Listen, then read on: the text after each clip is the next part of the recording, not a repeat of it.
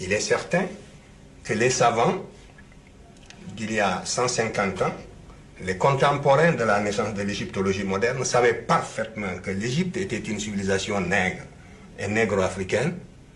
Il ne manquait pas de science, absolument pas. Mais ils ont falsifié sciemment l'histoire. Cheikh Anta Diop naît en 1923 dans le village de Tchétou, au Sénégal.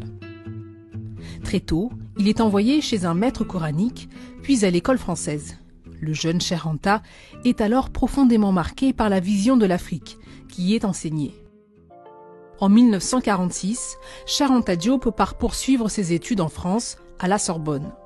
Il se rêve en ingénieur en aéronautique. Et pour cela, il mène un double cursus en sciences humaines et en sciences exactes. Diop suit les enseignements du philosophe Gaston Bachelard et de l'ethnologue Marcel Griaule. Il choisit de se spécialiser en chimie au Collège de France, sous la direction de Frédéric Joliot-Curie. À Paris, Diop fréquente les milieux intellectuels qui militent pour l'indépendance des pays africains. Les étudiants se retrouvent autour d'Alioune Diop, qui a ouvert au cœur de Paris la librairie Présence africaine. Parmi eux, Aimé Césaire ou encore Léopold Sédar Senghor. Cheikh Anta Diop rédige une thèse à la Sorbonne, mais à cause du caractère explosif de son contenu, aucun jury n'est formé. Diop y défend l'idée que la civilisation égyptienne était une civilisation profondément africaine. Ces thèses iconoclastes sont finalement publiées dans Nation Nègre et Culture en 1954. La sortie du livre fait l'effet d'une bombe dans le milieu universitaire. Tu sais que dans le rapport de thèse de sa soutenance de 60, il est écrit en toutes lettres qu'il est hors de question, évidemment, que les thèses défendues par le doctorant fassent l'objet d'un enseignement dans nos colonies. C'est écrit en toutes lettres. C'était très facile à l'époque coloniale. Pour les théoriciens de salon du colonialisme de l'époque, des ethnologues que je ne veux pas citer, ça leur était très facile de tourner en dérision cette littérature naissante devant des jeunes esprits en formation. L'inconsistance de la formation intellectuelle des générations africaines de l'époque ne permettait pas d'avoir une vue claire là-dessus, et c'était très facile de prendre les Africains de court et de les détourner de cette littérature, de les court-circuiter en quelque sorte, avec des menaces, n'est-ce pas, à peine voilées aussi. On vous disait, si vous suivez Cheikh Anta, eh bien, vous pouvez mettre une croix sur votre carrière. On vous menaçait de tous les foudres du monde, etc. Vous le saviez bien. À partir du moment où un peuple ne contrôle plus son système éducationnel, n'est-ce pas, qu'il ne peut plus transmettre librement les connaissances et ce qu'il croit utile de savoir dans la vie, quand un peuple se substitue à sa place pour le faire, c'est fini. Est-ce que les Antilles sont un exemple Sans aucun doute, non pas seulement les Antilles, mais nous tous. Et quand je suis tombé sur l'Égypte, mes camarades le savent de ma génération, j'étais gêné. Ça ne m'intéressait absolument pas de tomber sur l'Égypte pour ce que je cherchais. C'est le fil conducteur, c'est la continuité, c'est la restauration de la conscience historique qui m'intéressait. C'est cette conscience historique qui est le ciment, qui réunit les individus d'un peuple, qui fait qu'un peuple n'est pas une population, un agrégat d'individus sans lien. C'est ce sentiment historique seulement que je voulais restituer, restaurer. À partir de 130 000 ans, les Noirs étaient déjà là comme vous et moi. Et il n'y avait que eux sur la terre. Il n'y avait pas d'autres races, ça il faut le savoir.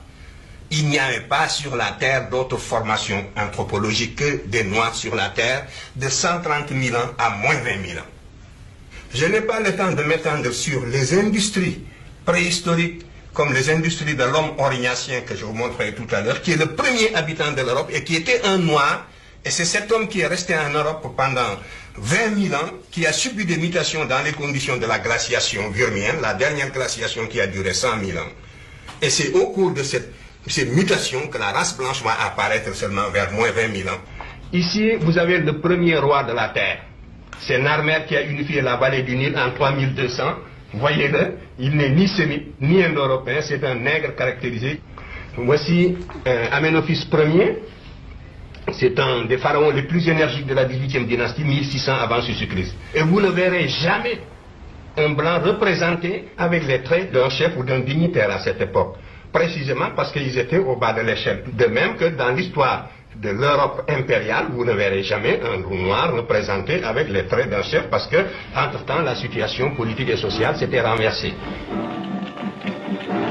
C'est que très tôt, il a été un esprit dissident, mais un esprit extraordinairement rebelle. À l'époque, il s'agissait de parler latin ou grec, quoi. C'est Césaire qui parle dans Discours sur le colonialisme des élites africaines décérébrées. Ces gens, on leur avait enlevé littéralement le cerveau. Mais cher, son cerveau est resté intact du premier au dernier jour. Ce n'est qu'à la libération de Mamadou Dia et de ses compagnons que Cheikh Anta Diop a entrepris les démarches nécessaires pour la création d'un nouveau rassemblement qui va donner, en 1976, le Rassemblement national démocratique.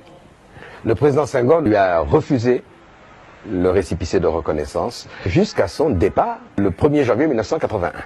Et l'un des premiers actes que va poser le président Abdou Diouf sera précisément de reconnaître le RND, ainsi qu'à d'ailleurs tous les autres partis. Ils avaient 7 candidats ou 8 contre moi. Il y en a un qui n'a pas voulu se présenter contre moi, mais qui s'est présenté aux législatives, c'était Cheikh Anta Diop. Il n'a pas dit je soutiens Abdou Diouf ou je ne soutiens pas Abdou Diouf, mais en tout cas, il ne s'est pas présenté contre moi.